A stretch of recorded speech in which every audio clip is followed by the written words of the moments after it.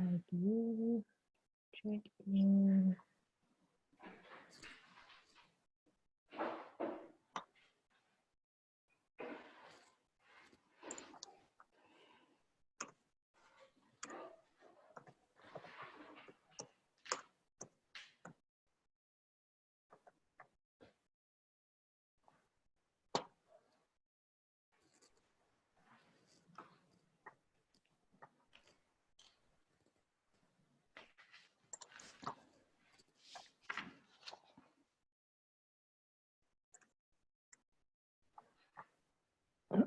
Okay, you ready? Yep.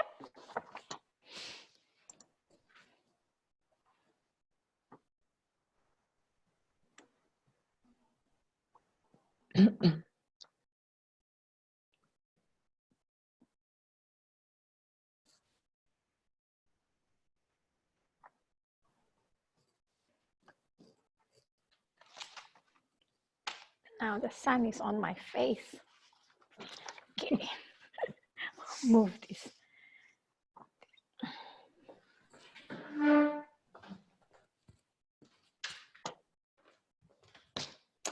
Okay, I think we're live.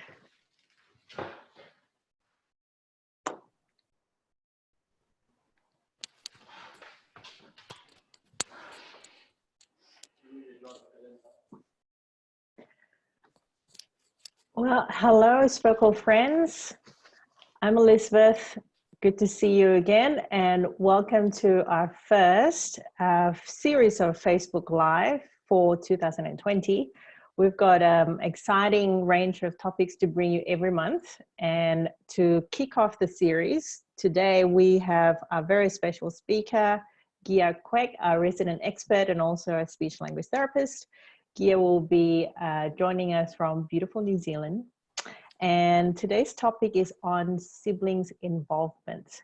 So before I hand over to Gia, just to let you know, if you've got any questions that you want to ask to our expert, just type in the comment section and we will get to those shortly. So Gia, welcome. Thank you. Would you like to tell us what we're going to be learning about today? Yes, of course. But first of all, I'd like to welcome everybody to this Facebook Live webinar on sibling involvement. So when we talk about sibling involvement, we are talking about a brother or a sister of your child with special needs and why it is important for them to get involved in your family affairs. Okay. First of all, it's important that you involve the other children is because, one, it's practical.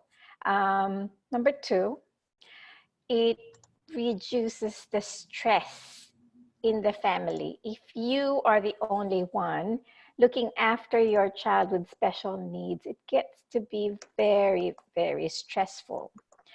It puts a strain on your relationships with your husband and with your children too. Remember that all of your children are your children. Whether they have a disability, a special need, or a typically developing child, all of them are the same in the family. They are your children. And we are going to stress the role of the siblings in the family, okay? One, when you are thinking of getting your other children involved in your family, first you have to think about your daily activities. What is your routine like?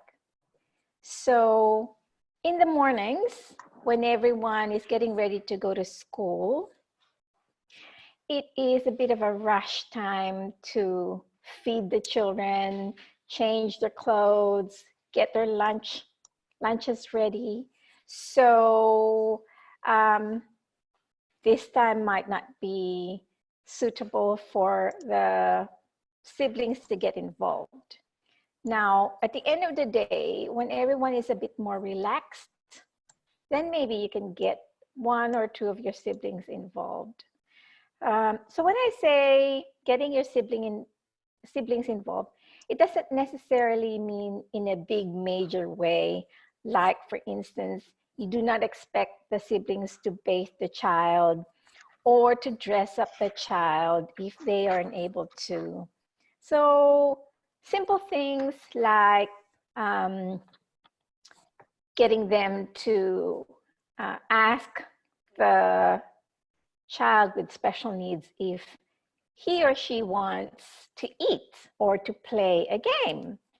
So you can say, go ask your brother if he wants to eat or drink water now. So that sort of thing, instead of you always going to the child and asking, do you want to drink? And another thing is that you also have to remember to spend time with the siblings of your child with special needs, because they are your children. You cannot get rid of them. You cannot say, oh, you can not be my child now because I'm going to look after the child with special needs. No, it doesn't work that way. Everyone is your child, so everyone deserves your time with them. So if you have a spouse, a husband or a wife to look after your child with special needs, then you can spend time with the other children. And that's how you are able to find a balance of your time with the siblings.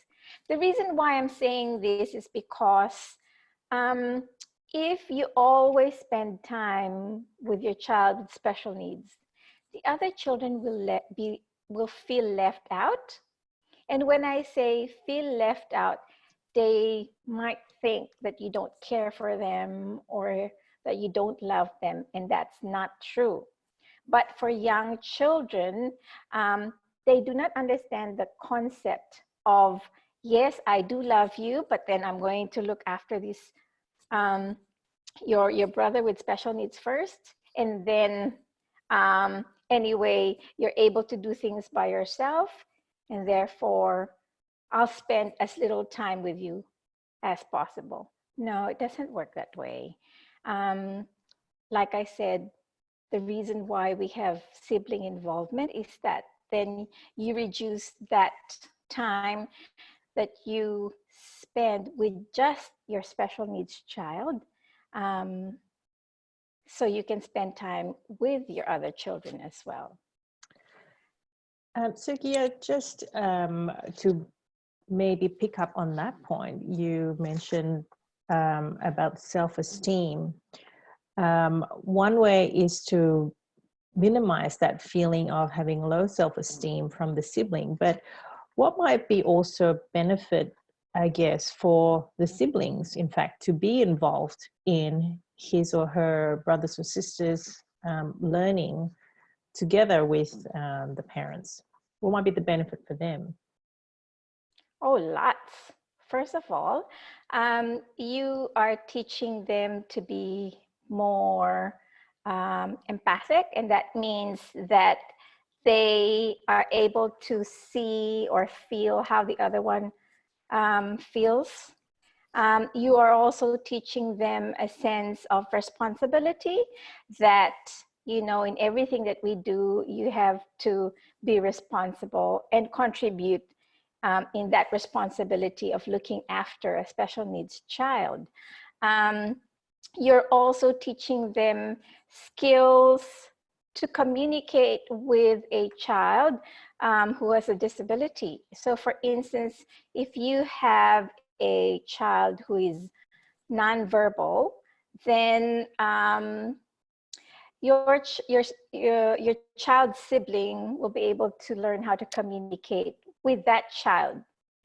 Because if you don't get them involved, you will be the only one communicating with the child, and that means that your child with special needs will have very limited experience because he's only dealing with you. But if your child with special needs is able to interact with the brother or the sister, that is already an achievement, right? So yes, sibling involvement is really important for their own self-esteem. I mean, for the self-esteem of your child with special needs, and the social skills, the language skills that they will be developing themselves, which they can use in other environments when they grow up. Right, thank you, Gia. And so what might be some of the things that we can, or activities that we can involve siblings with, particularly in, as you said, you know, to involve in terms of to develop their social skills and also teaching them how to communicate perhaps with their brother or sister who has special needs. What are some of the practical things we can do to help encourage that? So get them to help out in daily routines. So for instance, dressing up, you can get them to ask your child with special needs what they want to wear. Do they want to wear a blue shirt or a black shirt or a white shirt? That sort of thing. So you're interacting with them. So even like food, what do they want to eat? You get your child to go to the child with special needs and say, what do you want to eat? Do you want to eat apple or orange? Or asking them, do you want to go to sleep? To go outside to play. So little things like that. And then, so even with helping at home with the chores, like for instance, getting them to model how to take the plates to the sink, or model how to put on the shoes and all that, and things like that. Because sometimes we take for granted the teaching capabilities of young children. Sometimes when a child learns from another child, it is more powerful than having to learn from an adult like a mom. So for instance, in my own experience, when my kids were younger, and Christopher I would usually take his bag and then give it to Christopher.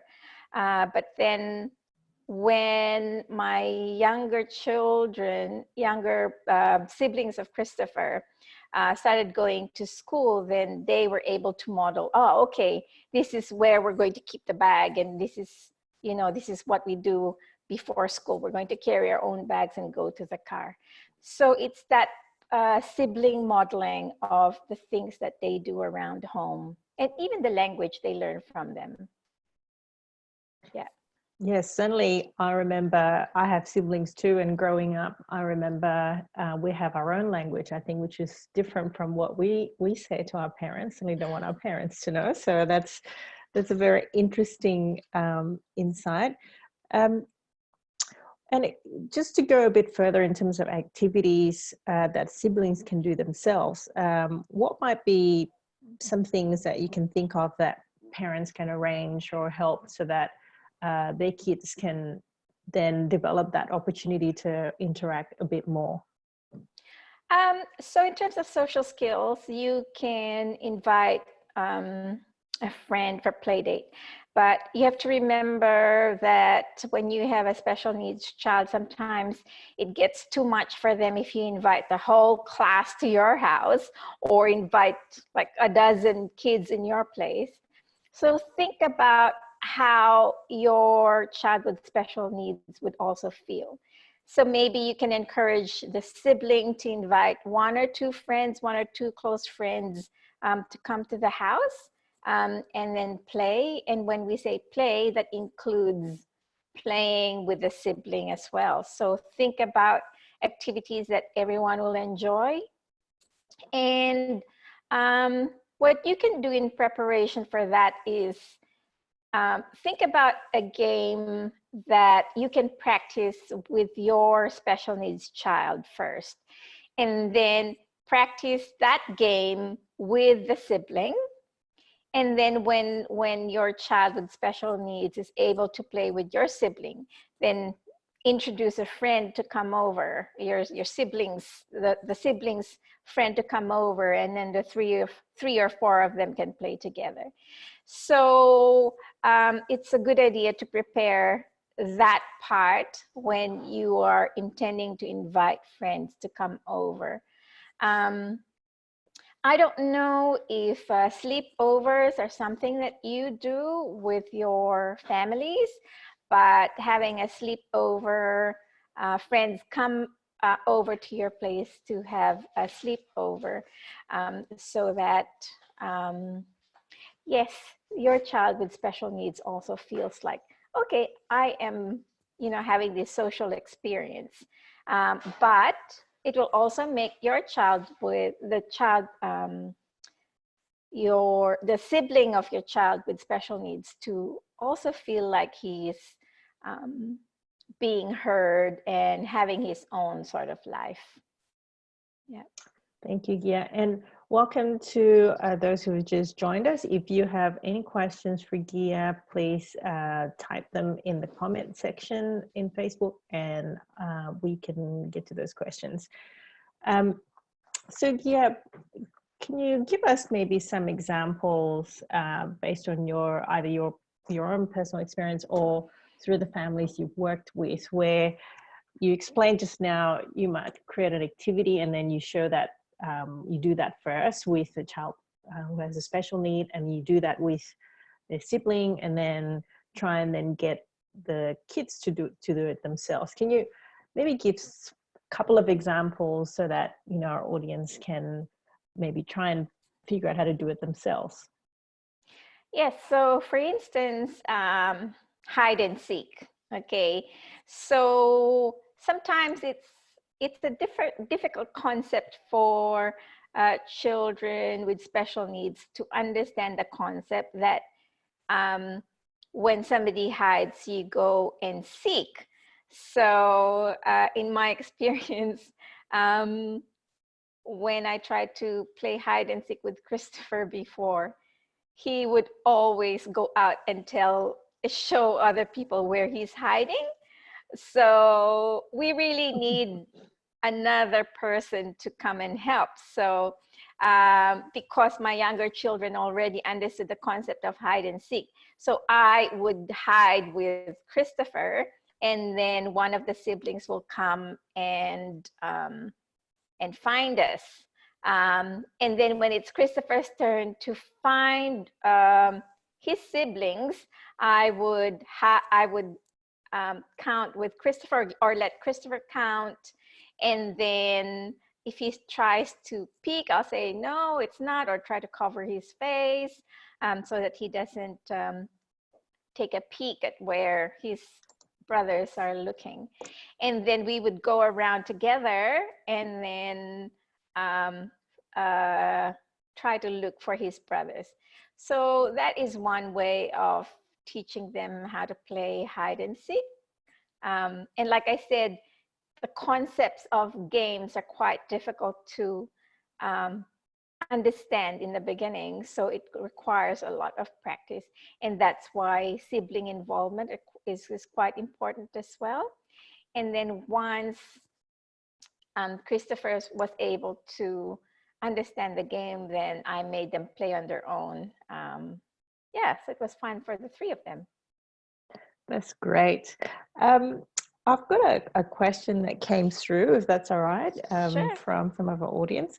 So this one was more around, okay, so let's say if your kids, kids being kids, what if they actually pick up bad habits or things from their siblings? And how do you address that with your child who, with special needs, who may actually have a difficulty with communication, for example, but who might be copying or picking up something from his siblings? How do you address something like that? Well, first, I am going to tell my son, who is the sibling who is showing the behavior, that why it isn't good. I have to explain to that person first, because remember, your child with special needs will only pick it up if he or she sees the behavior. So if you are addressing the root of the problem by teaching the value of knowing what is good and right with the sibling of your child, then they will minimize that behavior. But let's say the behavior, it happens so often, and then your child with special needs actually imitates it. Then depending on the level of understanding of the child with special needs, I'll actually tell them, no, it's not right. So hang on, let me get a piece of paper.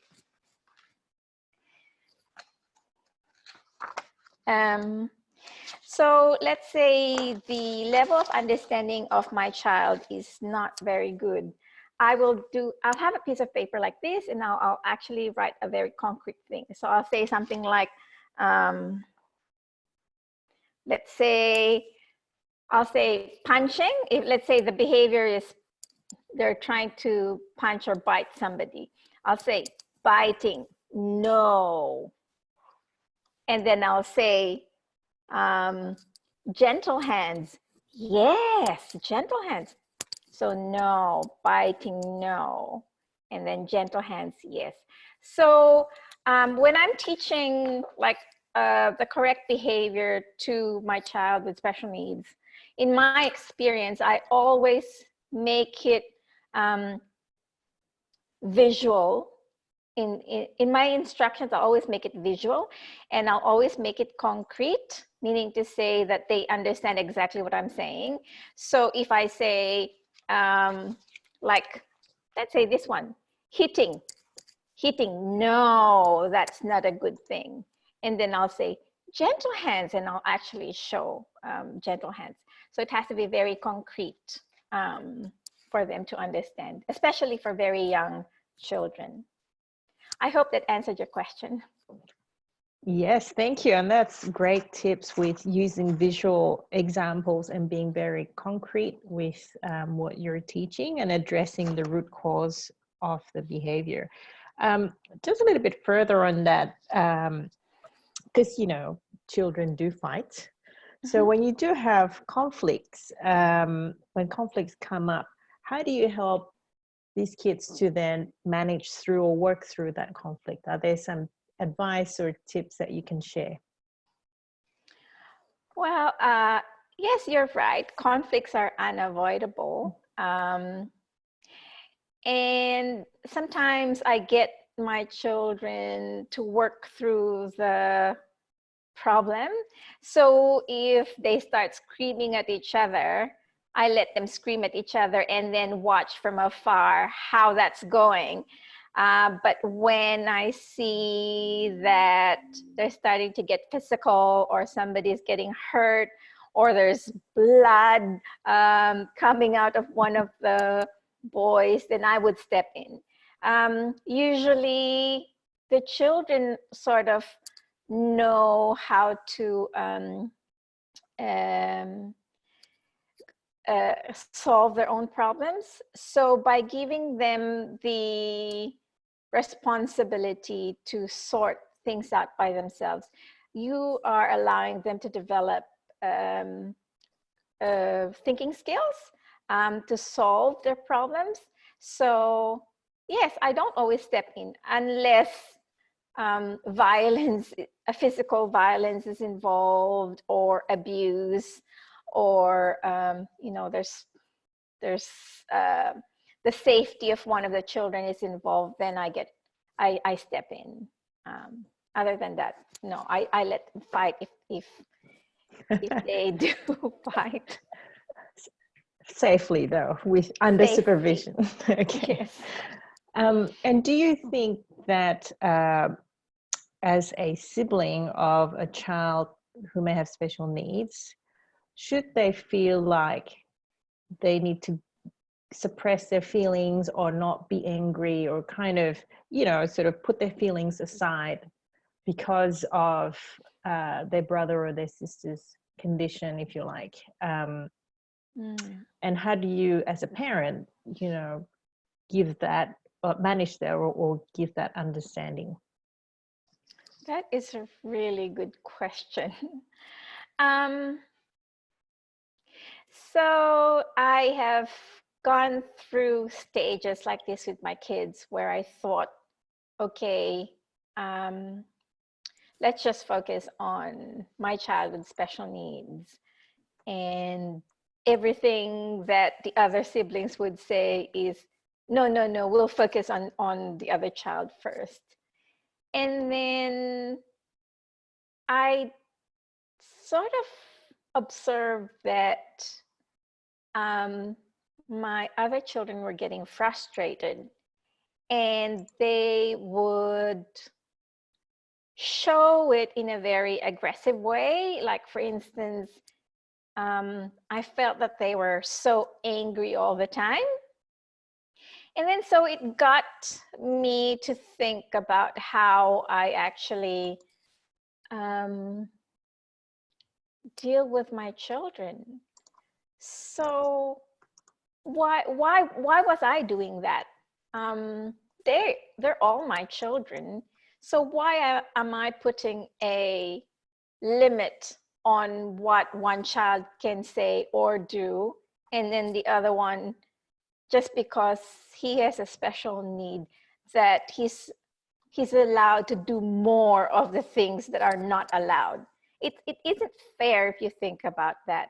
So it took me a bit of time to actually get my head around that. And then as my kids were growing, and then the younger ones were able to tell me more about how they felt, I said, wait a minute, I'm doing it the wrong way. So I started to listen to my children. So if they'd say, okay, Mom, I'm so frustrated, you're always spending time with Christopher. And then I'll ask questions like, okay, so how do you want me to deal with this situation? So how can we make this easier? For instance, like, I'll give a concrete example. So for instance, watching TV, okay? Christopher comes in and says, okay, I want to watch this TV, and then this TV show or this film. And then my other children will say, no, I want to watch this, I want to watch this. And then I'll say, in the beginning, I'd say, oh, no, no, Christopher wants this, so we'll give in, okay? So the other two kids were sort of suppressed in a way. How I went around that was giving a schedule to choose their own films. So for instance, today is Friday, it is Joseph's day to choose a TV show. And then the other two will have to watch. And then on, let's say, Saturday, Jacob or Christopher is allowed to choose a show. And that goes on for like choosing a treat as well. So one of my kids is allowed to choose one treat, and then the others will have to, you know, take the same thing. So they take turns. So yes, it's a little step each time. So yeah, I think that's how I did it myself. That's a great and very real and practical advice on that, Gia. Thank you. You touched on a little bit about time. So I'd like to maybe ask a different question now. So what a lot of people say, you know, look, I'm very busy with so many things going on. I'm also busy looking after my child who has special needs. I feel like I don't have time for everybody else. what can I do with that? Or what can I do to make, to help with that situation? Okay, this answer might not make everyone happy, but I think that if you choose to do too much, you're bringing it upon yourself to make yourself busy. So for instance, if I choose to talk for my child, if I choose to talk for the other siblings, to tell my child with special needs what they want, if I choose to bathe my own child instead of getting my husband to help me, if I choose to go to the market and look after my kids and pick up my kids from school, that is my choice. And I can only say that I was bringing it on to myself. So if you don't have the time, you have to decide what you have to give up, okay? So that you have time for yourself, and you have time for your husband, and you have time for your other children. This sounds so cliche, and I bet people say, no, I'm just so busy.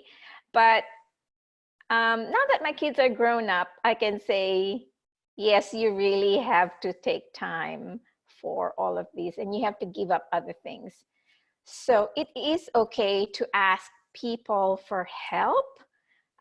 It is okay to ask your husband to help out.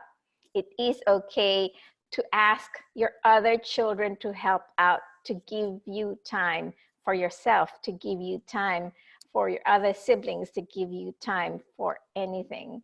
So yes, I think it's that, just asking help, and being okay to receive that help from other people, because most people are genuine in their offer to help you out. So yes, it is quite sometimes in with our own selves, we can be a little bit proud and say, no, I don't need any help. But in actuality, you are overworking yourself. So yeah, I think it's a good idea to accept help and ask for help. Yes, we're all a little bit guilty of that at times, I think. So would you say that having that one-on-one time, with even between, the parent and with the kids, if you have more than one children, is important then to make sure that, and also time for yourself? Oh, definitely. Because having time for yourself will teach you to have quality time with everyone else. It has to start with you. If you know how to appreciate the time for yourself, then I think you'll have more energy and you'll have more love to give to everyone. So when you're spending time with one of your children, then you can say, okay, I'm really appreciating this time, and I'm learning the interest of my other child. I know that my child likes this, doesn't like this, and gets involved in this kind of sports or things like that. And then you spend time with other kids as well. And like I said, if you are modeling that to your other, to everyone, your other kids will pick up. My kids are grown up now. I have Christopher is 25, Joseph is 24, and then my youngest is 20. So what they tell me now is that they are really appreciative that I gave them the opportunity to try things out and not just spoon feed them, because now they have those skills that they can use in their own lives now that they're older. Of course, it's really difficult when your kids are younger, but yes, that is my reflection. So I'm just sharing what worked for me, and it might work for other people as well. Great, thank you, Gia. We've got a couple of more questions from the audience. This one was about communicating to your children about their special needs. How, as a parent, can I tell my children about their special needs? Do you have advice on that? Yes. You just say it as it is. So, for instance, with Christopher, so Christopher has a hearing loss. He's deaf. And in addition to his deafness, he has a learning disability. And because he has a learning disability, so his language, his vocabulary, his language, his understanding is not the same level as my other kids. So, for instance, with my kids, I would say, okay, now we are learning how to speak English because Christopher is having a difficult time understanding language. And I'd say, remember his hearing, he cannot hear all of the things that we hear, and therefore sometimes he doesn't understand what we say. And I would also teach my kids what they can do to make Christopher understand. So for instance, the kind of words that we use. Sometimes if we use difficult words, Christopher will not be able to understand it. So a concrete example would be something like responsibility. So when my kids were younger, although I wouldn't say that the two younger children were able to understand the concept of responsibility, but I would say, okay, now you're responsible for your own bags, make sure you have everything.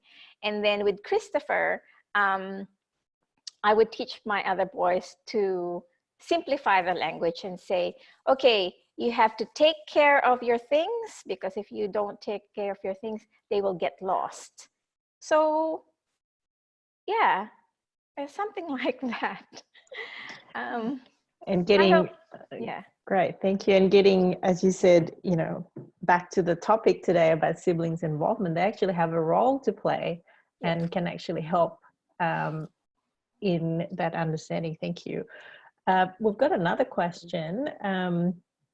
This is around sort of teaching behaviors. I think we talked about earlier, how do we address if, you know, perhaps your child with special need either pick up bad habits or children have conflicts. So the question was, what if my kids already understand and I've used visual instructions, they can answer every time they did something or just showing a bad behavior, but they keep doing it. So in this instance, the example would be biting.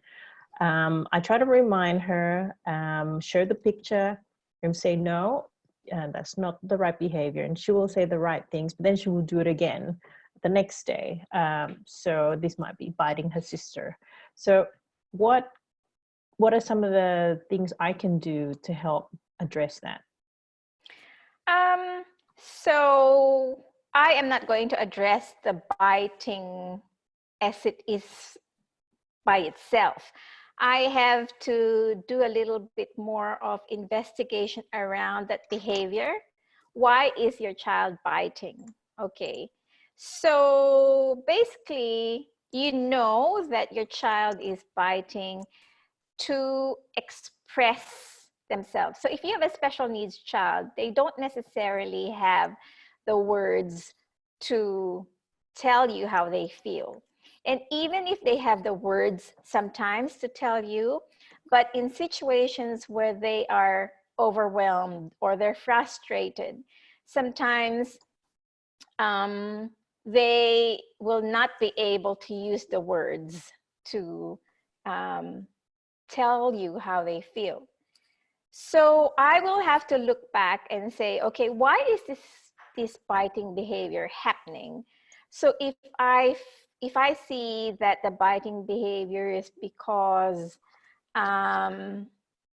my child is trying to tell me something, then I will choose. I will think of the language to help with that behavior. So for instance, if your children are playing and then your child with special needs want to play with a toy, but then your other child doesn't want to share, or doesn't want to share. So you can develop strategies around that situation. So for instance, if your child doesn't want to share, then you can teach your child, okay, you can tell your other child to say, okay, you count, I'll give it to you after I count to 5, okay? And then I'm going to teach my other child with special needs and say, okay, when your sister says, wait, I will count to 5, then you'll have to wait. So when you're teaching when you're teaching in that situation, make sure that you are around so that they all understand what's going on. So you're going to get the other child to say, wait, I need to count to 5 and then I'll give you the toy. And then you'll have to make sure that your child with special needs understands by saying, when the other child says wait, then you say, okay, you have to wait for them to finish to 5. Okay, so that's one thing. Another thing is that if I see that this biting behavior is happening not only with my other child, but in other situations, then I'll have to look, okay, what is going on around here? If this biting behavior is a behavior seeking to stimulate himself, then I'll say, okay, that might be a sensory behavior. And then if it is a sensory behavior, then I am going to address the sensory needs of my child to see if the biting behavior will lessen. So when you see a behavior, it's not as simple as it is when you look at it on the surface. So you'll have to dig deeper to find out, to see what's going on. Great, thank you, Gia. Well, that's quite, as you said, is not quite as simple as that. When you see a behavior, it's not a matter of, let's say, disciplining the child, but really understanding and kind of like being a detective to find out what might be contributing to that, and then addressing those. Great. So one possibly close to final question is sort of talking about the feeling of guilt. I guess this is in relation to spending time and ensuring there's equal one-on-one time with not only the child with special needs, but their other siblings. And as a parent, you might feel guilty that you don't give enough attention. So even when you're out with other kids, you're still thinking, oh, I should be spending time and taking care of my child with special needs. So do you have, perhaps in addition to what you've explained earlier, any other strategies or advice for parents so that you don't feel that you're not doing enough, sort of thing? Very good question. I guess every parent with a special needs experiences this, and I certainly have. And it is impossible to have equal time for everybody. But I think you just have to start small. I know the feeling of guilt is there, but sometimes you just have to let go and say, okay, I'm going to practice self-love now. I'm going to go into my bedroom, lock myself for 5 minutes, and then you can start from there and just read a book and see how you feel. Because I think the feeling of guilt is also, it is definitely a mental state that everyone goes through, especially if you have a special needs child. But like I said, it is a mental state that we think of, and we bring it about on our own selves. So by practicing to let go a little each time, like I said, 5 minutes in your bedroom, and you can put the timer on, and then go out and see what happens. Actually, if you start experiencing it and see that it's really not that bad, then you probably, hopefully, will not feel as guilty as you used to. I always used to feel guilty in the past, and I'd always be spending my time, my waking and sleeping hours next to Christopher. But then, yeah, it was hard. It was hard to let go. And I could understand the difficulties of letting go, but you just try a little each time. Great. Those are wise words indeed. Thank you, Gia. So I think we are probably close to finishing. So would you like to, I guess, to wrap up this session, are there sort of key takeaway and advice that you'd like to give to parents who might be listening? Yes, of course. Thank you for listening. This is our topic on the involvement of sibling in the family. So siblings are good as models for your child in terms of language models as well as behavior models. And getting them involved will actually help you reduce stress for yourself. You're also teaching teaching yourself to have time for yourself. It's also important that you spend time with all of your children individually. It doesn't have to be equally, but you have to spend time with them to make them feel important as well, because like I said, they are all your children. You cannot say, okay, you cannot say you cannot be my child today or for this moment because I'm dealing with this one. No, it doesn't work that way. And the siblings will actually learn from interacting with their brother or sister with special needs, because that will help them develop